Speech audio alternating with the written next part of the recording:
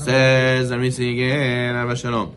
So, a man and his wife, right? They were walking their pedigree dog. And he also happens to be carrying $10 million in his nice case. Suddenly, he trips on a banana peel and the money goes flying everywhere. So they ask him, are you okay? The wife asks.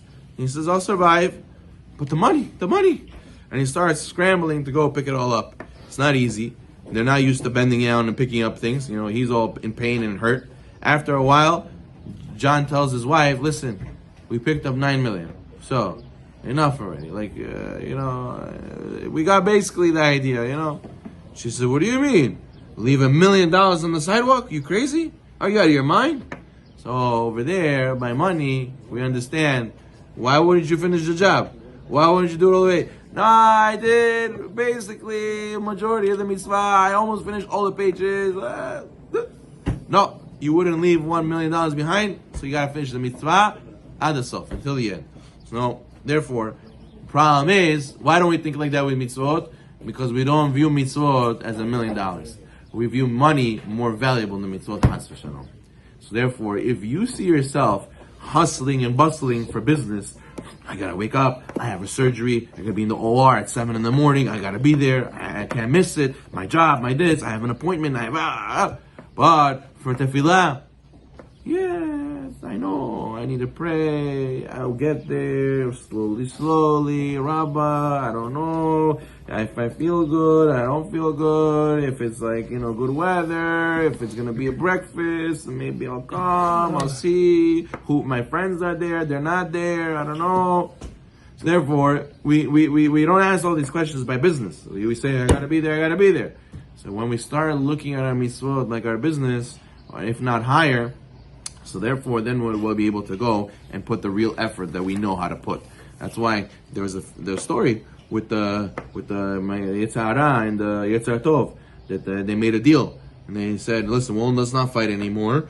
We'll make a deal. He says, what do you want, Yetzer Hara? No, let's not fight anymore. He says, just give me one tzaddik. Just give me one guy. He says, okay, no problem. There's one tzaddik study Torah at night.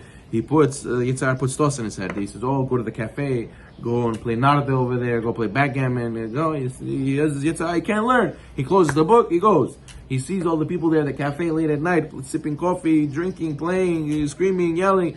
They go throwing the dice. They go, yeah, whoa. And then the guys playing, the people in the sports games, how they go, defense. They're screaming and sweating and putting the efforts. And then he came home and he started crying after the long night. His wife said, why are you crying? You usually say tikkun chatzot. Why are you crying so much? You never cry like this. She said, because I used to think I was gold. I realized I was copper. I used to think I'm such a big tzaddik. I saw how they play their sports, how they play their narde. I realized, look how I learned Torah. Nothing compared to the excitement they have. I should learn Torah and pray with the same excitement. So therefore, it's the same excitement we have by business and sports. That means we're able to be excited. So why are we not excited for the same as Torah and praying? People should sing when they pray. They should sing when they learn. Excited. The Gemara is being read. Everyone doesn't speak. No side conversations. So therefore, what do you see? We don't evaluate the same. That's why we treat it differently. Noah, he drank too much, and he ended up being that he was in a state of shame. Right? The son saw in his father's nakedness. The two brothers, they covered him. They got a big reward. But they got different ones, right? Shem, his offspring was who? Was the Jewish people. Yefet, what? He's waiting for the end of days. He'll have Gog and Magog. In the end, right, they'll attack the Jews in the land of Israel. They'll lose and they'll die, and then their bodies will be covered. Gog and Magog. No, the Jewish people will win. Gog and Magog will lose. And what will Gog and Magog get? At least their reward. That they will be covered. Their bodies will not be left in the open. They will be covered. Why? Because they covered, Yefet covered Noah, right? He covered their father with a blanket. So therefore, what do we see? This is not fair, though. A person could say, it's not fair. Shem got Jewish people as their offspring. And what? Yefet only has to wait thousands and thousands of years till his offspring ended up losing the war, and they get covered. Why is that? How could it be that one reward they get first, and the other guy gets the reward much later? So he says that what? If you look in the pasuk, it says Veikach Shem veYafet. It says that who took the blanket? Shem and Yafet, which means Shem started and Yefet said, I'll join you. Okay, no problem. So what do you see? Shem did it with enthusiasm. He did it right away. What happened? He got reward right away. Or a person who said, and he says, come, no, come. Okay, Chai, I come with you. When you do Chai, I'll come with you. What happens? Your reward is much delayed. So you see enthusiasm, just the enthusiasm, saying, yes, let's go, I want to be the first one.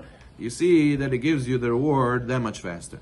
They say a story about two friends, they were chavrutot, studying yeshiva, and they didn't waste time, they learned very well. Eventually they went separate ways. One ended up being a great Rebbe, and the other one was still the same, average guy.